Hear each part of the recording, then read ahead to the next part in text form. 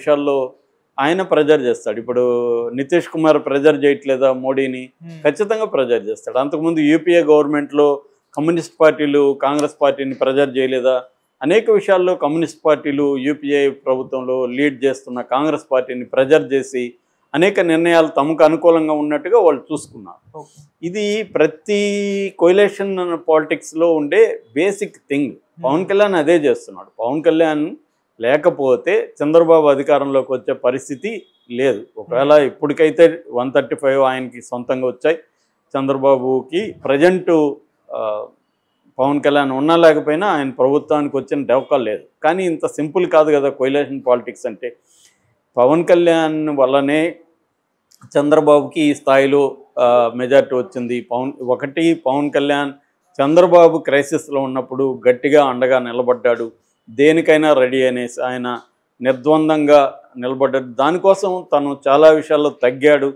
తను ఎక్కువ సీట్లు అడగలేదు. నిజానికి చాలా అసంతృప్తితో కూడా తగ్గాడు. డిమాండ్ చేయలేదు. నేను సీఎంగా 2.5 సంవత్సరం ఉండాలని గట్టిగా డిమాండ్ చేస్తున్నా కూడా అది ఎట్లా ఉండేదో తెలియదు. కానీ అటువంటి డిమాండ్స్కి కూడా ఆయన వెళ్ళలేదు. అంటే కేడర్ని ఉత్సాహపరచడానికి మాత్రమే ఆయన నేను సీఎం కావాలని చెప్పాడు తప్ప ఎక్కడ నిజంగా సీఎం నాకు కావాలనేది చంద్రబాబుకి పెట్టలేదు. ఆయన అనుభవం ఉండే ఆయనే కావాలని అన్నాడు. స్ట్రాటజిక్గానే వెళ్ళాడు పవన్ కళ్యాణ్. అంటే అతని ఉద్దేశం ఏమంటే జగన్ను ఓడించడమే మెయిన్ టార్గెట్ కాబట్టి ఇది. రెండవది బీజేపీని తెలుగుదేశంతో కలిసే విధంగా చేయడంలో కూడా పవన్ కళ్యాణ్ పాత్ర ఉంది. ఆయనే స్వయంగా చెప్పుకున్నాడు, నేను ఎన్నో తిట్లు తిన్నాను వాళ్ళ దగ్గర కలపడానికని ఆయనే చెప్పుకున్నాడు. అంటే బీజేపీకి ఇంట్రెస్ట్ లేదు. రెండోది చంద్రబాబుని అరెస్ట్ చేయడం వెనక బీజేపీ హస్తం కూడా ఉందని తెలుగుదేశం వాళ్ళే ఆరోపించారు. ఒక చంద్రబాబుకు తప్ప ఎవరికి కూడా బీజేపీతో కలవడం ఇష్టం లేదు. కానీ చంద్రబాబు క్లారిటీ ఉంది, బీజేపీతో కలవకపోతే జగన్ యంత్రాంగాన్ని, జగన్కున్న వనరుల్ని బలాన్ని మనం ఢీకొనలేము. ముఖ్యంగా ఎలక్షనీరింగ్ పోల్ మేనేజ్మెంట్లో మనం వెనకబడిపోతాము. అందుకని బీజేపీతో వెళ్ళాలా అని చంద్రబాబు తన అనుభవం అవన్నీ ఉన్నాయి కాబట్టి ఆలోచించాడు. అది కరెక్ట్ అయింది. సో పవన్ కళ్యాణ్ వల్ల ఒకటి తెలుగుదేశం మోరల్ అంటే చంద్రబాబు జైల్లో ఉన్నప్పుడు ఒక మోరల్ అంతా డౌన్గా ఉంది. ఎక్కడ ప్రజలు వేల మంది రోడ్ల మీద రాలేదు. ఈయనేమో లోకేష్ ఏమో ఢిల్లీలో 1 month పైన కూర్చున్నాడు. ఇక్కడ స్త్రీలు మాత్రమే లీడ్ చేయాలన్న పరిస్థితి. బాలకృష్ణ పొలిటికల్ లీడర్ కాదు. సో ఈ యాంగిల్లో పవన్ కళ్యాణ్ రావడం వల్ల ఒక సేవియర్ లాగా పవన్ కళ్యాణ్ వాళ్ళకి కనబడ్డాడు. పవన్ కళ్యాణ్ లాగా మళ్ళీ ఉత్సాహం వచ్చింది. తర్వాత చంద్రబాబు పవన్ కళ్యాణ్ విస్తృతంగా తిరగడం, ప్రజల్ని జగన్ క్యాంటీగా ఆర్గనైజ్ చేయడం, తర్వాత హామీలు ఇవ్వడం కూడా. చంద్రబాబు మామూలుగా అయితే ఆయనకి యూటర్న్ బాబు అని పేరుంది, హామీలు ఇచ్చి వెనక్కిపోతాడనే పేరుంది. అలాంటిది పవన్ కళ్యాణ్ ఉండడం వల్ల నేను గ్యారంటీ అని పవన్ కళ్యాణ్ చెప్పడం వల్ల కూడా చంద్రబాబుకి హెల్ప్ అయింది ఆ పథకాలని నమ్మడానికి ప్రజలకి. సో ఇవన్నీ అంటే పవన్ కళ్యాణ్ లేకపోతే కూటమి అధికారంలోకి వచ్చే పరిస్థితి లేదు. రెండోది పవన్ కళ్యాణ్ సహజంగానే కాపు పాపులేషన్ 20 నుంచి 25% ఓటు బ్యాంకు కూడా ఆయనకు ఉంది. వాళ్ళందరూ ఇట్లా వేస్తారని కాదు, కానీ మినిమం 10% అయితే ఓట్ షేర్ ఉంది. ఇప్పుడు అంతే కదా తేడా. మామూలుగా అయితే పవన్ కళ్యాణ్ బీజేపీ లేకపోతే ఆల్రెడీ జగన్కి 40% ఓట్ షేర్ వచ్చింది, చంద్రబాబుకు ఒక పార్టీ ఉండేది, మిగతా 20 ఇట్లా వెళ్ళేది. అప్పుడు ఏమైండేదో తెలియదు. ఏదేమైనా పవన్ కళ్యాణ్ రోల్ అయితే గట్టిగా ఉంది. సో ఇది ఇప్పుడు పవన్ కళ్యాణ్ అధికారంలోకి వచ్చినాక తనకు అనుకూలం. పవన్ కళ్యాణ్కి కూడా ప్రతి రాజకీయ నాయకుడికి short term plan, long term plan ఉంటాయి.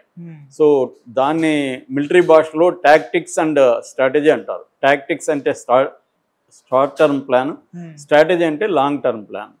సో ఈ టాక్టిక్స్ అంటే దీన్ని ఎత్తుగడలు, వ్యూహం అంటారు తెలుగులో అయితే. టాక్టిక్స్ ఎత్తుగడలు, వ్యూహం అనేది ఒక లాంగ్ పీరియడ్కి ఉండేదాన్ని వ్యూహం అంటారు. ఇది తెలియక అన్నిటికీ వాడేస్తుంటారు, కానీ మిలిటరీ భాషలో ఇదనమాట. సో ఈ యాంగిల్లో పవన్ కళ్యాణ్కి కూడా టెంపరీ ప్రయోజనాలు, లాంగ్ టర్మ్ ప్రయోజనాలు ఉంటాయి కదా. పవన్ కళ్యాణ్ లాంగ్ టర్మ్ ప్రయోజనాలు ఏముంటాయి? తను సీఎం కావాలనేది పవన్ కళ్యాణ్. ఒక పార్టీ పెట్టి లీడర్షిప్ ఊహించిన వ్యక్తికి ఏముంటుంది? సీఎం కావాలని ఉంటుంది. అతనికి ఇంకా ఏజ్ కూడా ఏమీ అయిపోలేదు. రాజకీయాలు ఇవాళ ఇప్పుడు మన ట్రంప్కి 80 దాటాయి, సో 78. సో రాజకీయాల్లో ఏజ్ అనేది ఇప్పుడు మోడీకి కూడా 78 అట్లా వస్తుంది. నెక్స్ట్ కూడా ఆయనే పిఎం కావాలనుకుంటున్నాడు. కాబట్టి మన పవన్ కళ్యాణ్ కూడా ఇంకొక 30 ఏళ్ళు రాజకీయాల్లో ఉన్న పరిస్థితి ఉంది కాబట్టి లాంగ్ టర్మ్ ప్లాన్ ఆయన చేసుకుంటాడు. అట్లాగే షార్ట్ టర్మ్ ప్లాన్ కూడా తను అనుకున్న విధంగా తను కొంత ఇక్కడ ఉండాలనేది ఒకటి. అందులో ఒకటి ఏంటంటే వైసీపీ మీద రివెంజ్ అనేది పవన్ కళ్యాణ్కి ఖచ్చితంగా ఉంటుంది. ఎందుకంటే వైసీపీ వాళ్ళు ఇబ్బందులు పెట్టారు, ఇతన్ని హ్యూమిలియేట్ చేశారు వ్యక్తిగతంగా. జగన్ పదే 3 భార్య పిల్లల దగ్గర నుంచి అందరూ హ్యూమిలియేట్ చేశారు. దీనికి ప్రతీకారం తీర్చుకోవాలనేది పవన్ కళ్యాణ్కి ఉంటుంది. మామూలుగా రాజకీయ నాయకులకి వ్యక్తిగత ప్రతీకారాలు ఉండకూడదు అనేది ఒక థియరీ ఉంది. అది కరెక్టే, ఎందుకంటే రాజకీయ ప్రయోజనాలు ఇంపార్టెంట్. కానీ పవన్ కళ్యాణ్ లాంటి వాళ్ళకి ఇంకా అధికారం ఫస్ట్ టైం వచ్చినప్పుడు తనకు అనుకూలంగా అధికార యంత్రాంగం మొత్తం లేనప్పుడు ఆయన కోపం వచ్చే అవకాశం ఉంది. సో అందుకని వైసీపీ మీద సీరియస్ చర్యలు తీసుకోవట్లేదు అనేది పవన్ కళ్యాణ్కి ప్రధాన కోపం. అయితే ఇండైరెక్ట్గా జనసేన మీద తెలుగుదేశం దాడులు పెరిగాయి. జనసేన నాయకులకి కరప్షన్లో వాటా ఇవ్వట్లేదు. తెలుగుదేశం వాళ్ళు ఎక్కడికక్కడ వాళ్ళ ఎమ్మెల్యేలు వాళ్ళే తినేస్తున్నారు తప్ప వాటాలు ఇవ్వట్లేదు. వీళ్ళు కూడా ఖర్చు పెట్టుకునే కదా ఎలక్షన్లు గెలిచారు, కానీ వీళ్ళకి వాటాలు లేవు. ఇటువంటి అంశాలు కూడా పవన్ కళ్యాణ్కి ఇబ్బందికరంగా మారాయి. దీన్ని వైసీపీ కూడా పవన్ కళ్యాణ్ని ఎగతాళి చేస్తుంది. ఎవరి ముందు మా తోలు దిద్దు, ముందు అక్కడ చూడని. కాబట్టి ఇవన్నీ దృష్టిలో పెట్టుకొని పవన్ కళ్యాణ్ అంటే చిన్న జలకిద్దామని డిసైడ్ అయ్యాడు. అది ఇచ్చాడు. ఇవ్వడంతో సెట్ రైట్ అయింది. ఇప్పుడు చంద్రబాబు కూడా పవన్ కళ్యాణ్ ప్రెజర్కి తట్టుకొని దానికి లొంగి వైసీపీ సోషల్ మీడియా మీద క్రాక్ డౌన్ మొదలుపెట్టాడు. దాదాపు 100 మంది పైన చేశాడు. అయితే ఇక్కడ ఇంకొక అంశం ఉంది. అంటే ఇది ఇప్పుడు వరకు ఓకే, చంద్రబాబు కొంత సరెండర్ అయ్యాడు, పవన్ కళ్యాణ్ ప్రెజర్కి తలొగ్గాడు, పవన్ కళ్యాణ్ కోరికల్ని నెరవేర్చడానికి చంద్రబాబు ముందుకు వచ్చాడు, ఇంతవరకు ఓకే. కానీ లాంగ్ టర్మ్లో ఎలా ఉంటాయి వీళ్ళ రిలేషన్స్, అంటే నెక్స్ట్ ఎన్నికలకి ఎలా ఉండొచ్చు? ఎందుకంటే పవన్ కళ్యాణ్ ఇండివిజువల్ కాదు, పవన్ కళ్యాణ్కి మళ్ళీ బీజేపీ వెనక ఉంది. బీజేపీ లేకుండా పవన్ కళ్యాణ్ సీఎం అయ్యే పరిస్థితి కూడా లేదు. ఓన్లీ తెలుగుదేశంతో ఉంటే ఎప్పటికి సీఎం కాలేడు. ఎందుకంటే చంద్రబాబు బతుకున్నంత చంద్రబాబు సీఎం. చంద్రబాబు బతుకున్నప్పుడే తన కొడుకుని సీఎం చేసి సెటిల్ చేసుకోవాలనేది చంద్రబాబుకు ఉంటుంది. ఎందుకంటే మళ్ళీ ఇతని పరిస్థితి ఏంటో తెలీదు.